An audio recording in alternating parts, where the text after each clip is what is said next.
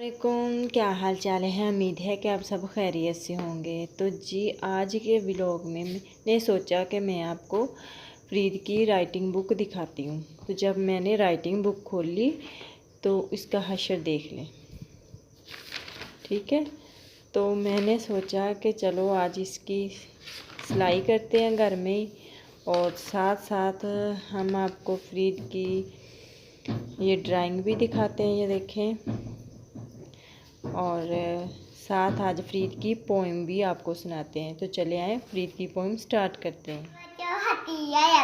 अपना बच्चा लाया, छोटी छोटी आंखों वाला, बड़े बड़े कानों वाला, खून सा पानी पीता है, चिड़ियाघर में रहता है, चिड़ियाघर छोटा, हाथी राजा मोटा।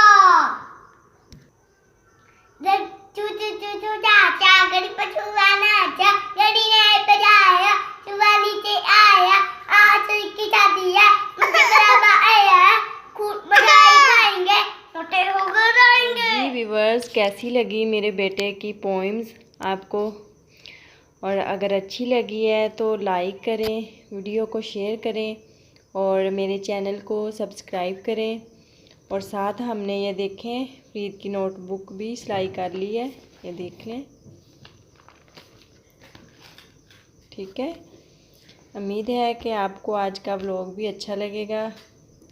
और इसके साथ ही मुझे दे इजाज़त। अल्लाह हाफिज़।